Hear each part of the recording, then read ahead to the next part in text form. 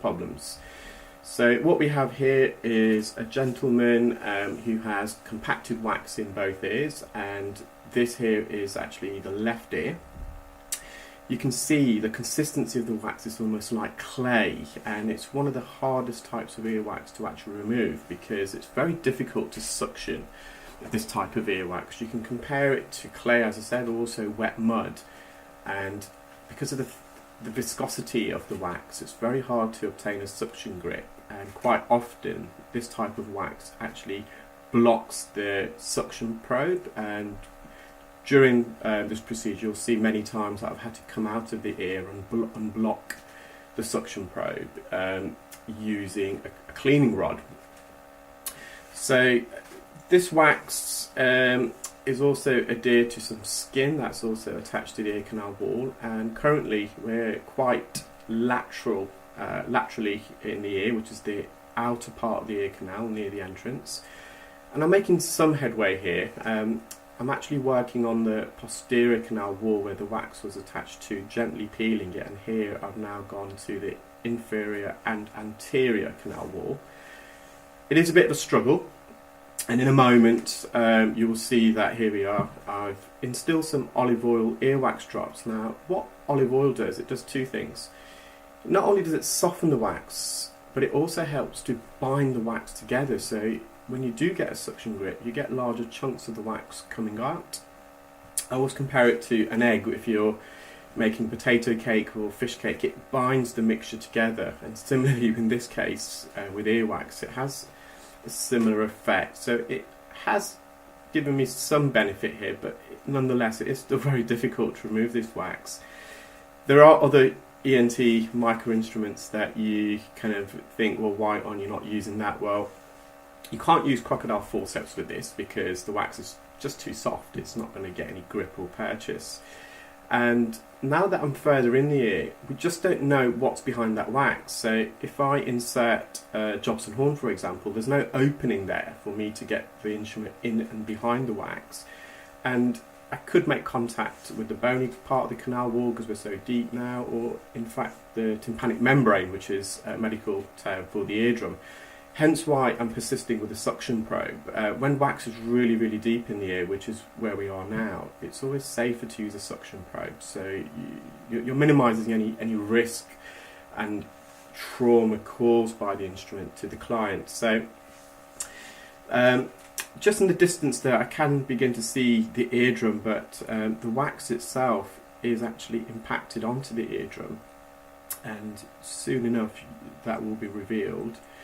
There is a lot of hair in the patient's ear. Now, I wouldn't say this is cilia. So most people have what we call cilia, which is a little hair strands located in the outer part of the ear canal.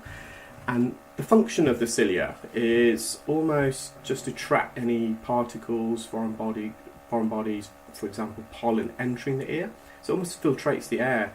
But I've got a feeling here, this hair is actually the client's own hair, which may be on his scalp, or of his beard. So one piece of advice I can provide is, if you do shave any hair close to your ear, I would get a ball of cotton wool with some Vaseline around it and just insert it into the ear canal just at the entrance. You don't want to go too far because you do have to remove that cotton wool. And what this does, if you are shaving or trimming your beard and you've got strands of hair that are flying around, they don't enter deep in the ear. The problem with hair is that when it does enter the ears, as this gentleman has, it does mat alongside the earwax and it prevents the natural migration of wax. So that's just a bit of a tip for anyone who is often trimming their beard hair or shaving their scalp and you've got hairs flying around everywhere. So you can now see the eardrum there, although it's not very distinct. You can't really recognise all the landmarks, and that's just because you've got wax smeared all over the eardrum. When we go near to the eardrum, we generally use what we call a fine end. So a fine end is almost like an extension that we attach to the standard Zollner suction probe. The benefits of a fine end gauge, is that it's less atraumatic. So if you do come in contact with the eardrum, which is wafer thin, so we have to be very, very careful here. it's less likely to cause permanent damage. And also another benefit of a fine end gauge is that although the suction power is reduced, so is the noise. For anyone that's undergone this procedure before, they do realise and appreciate it can be quite noisy, especially as we slowly remove the layers of earwax. So a fine end can be a bit more time consuming because you don't have that surface area to grab large chunks of wax, but you do have to use it when we go this close to the eardrum.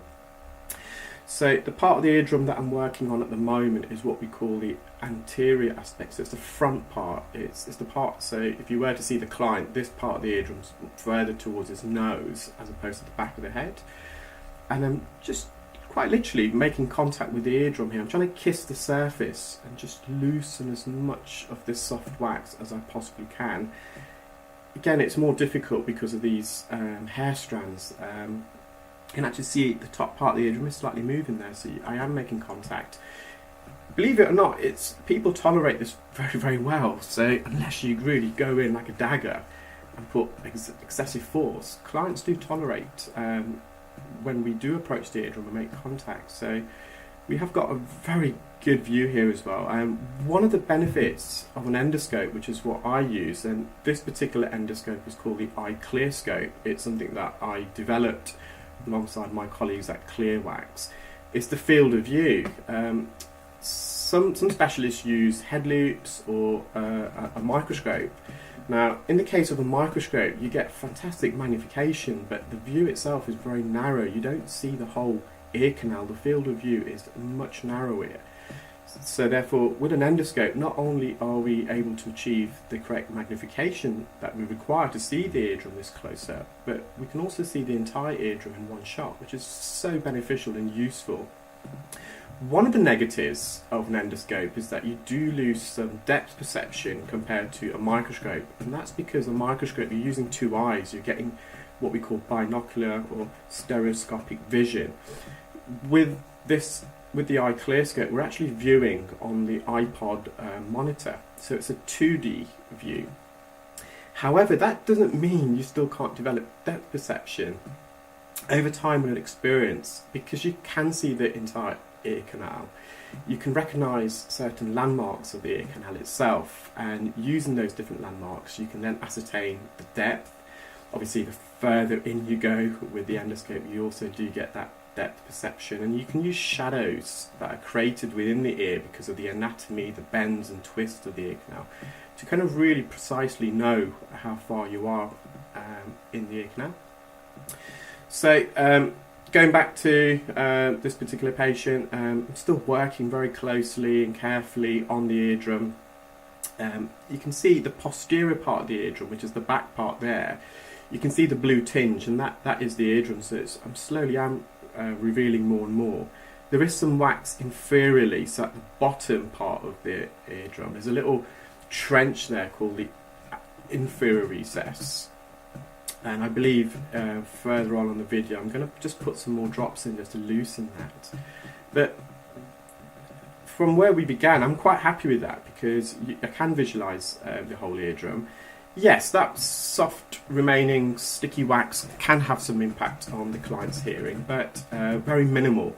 And over time, that soft sticky wax will actually dry up naturally, and the skin that actually not only coats the eardrum but also the ear canal, as it sheds, it's almost like a snake skin. It sheds and then it kind of migrates outwards, and it's the same with the ear. So in time, this remaining bit of wax would actually naturally migrate. However, with this particular client who's tolerating the procedure very well indeed, I felt safe, I felt confident, so I decided just to persist a bit more, see if I can get a bit more out. Other clients, however, you may have the opposite. You just feel that they're not tolerating the procedure as well, because although as I said earlier, most people do tolerate this when we do go very deep in the ear, some clients are more sensitive than others, and you're just going to select your client really, and that comes with experience. Also, what's great with the iClearScope, going back to this technology, is that you can always have one eye on the patient as well. So I'm looking for the corner of my eye for sudden movements of the patient, any signs of discomfort or distress, which enables me to know when to stop. Historically, the use of an endoscope, you have a separate viewing monitor away from the client, so you're not having one eye on the client and both eyes are facing away. If you think about a lot of surgery that's performed using an endoscope, the surgeon themselves are not looking at the patient, they're looking on a viewing monitor on the wall of the operating theatre. So again, I'm pretty pleased with this. We do have to be very careful not only to make contact with the eardrum, although as I said most patients do tolerate it. Where the real discomfort comes from is if we make contact with the ear canal wall itself. So the medial part of the ear canal is literally skin on bone. There's no fatty tissue there, kind of almost protecting the ear canal.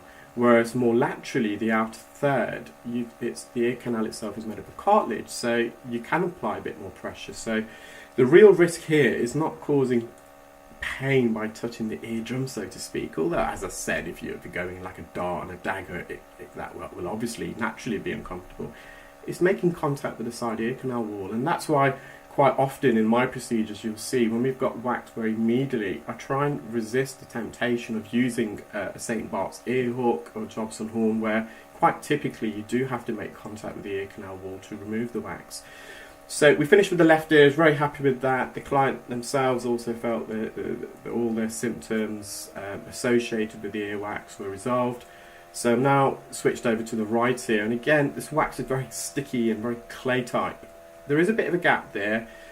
The ear canal itself is also quite narrow. It's more what we call oblong. It's not round like a football, it's more like an oval shape. But the saving grace here is that the wax is a bit more, at this stage anyway, a bit more lateral, so nearer to the ear canal, the cartilage portion of the ear canal. Again, you can see some cilia there, which is slightly obscuring the view, and also some other hair that's matted. I'm wriggling around here, I'm trying to loosen this wax from the ear canal wall, so there's a few skin adhesions, and you can see I've got a big piece of wax here. It's not as sticky and clay type as the left ear, hence why I was able to remove all this wax in one solid lump. That wax was more kind of stuck and binded together, and at the end the eardrum was nice and healthy. So thanks again for watching. If this is the first time you've watched one of my videos, please do subscribe and select and click the notification bell so you'll be alerted as and when I upload more videos. So again, thanks for watching,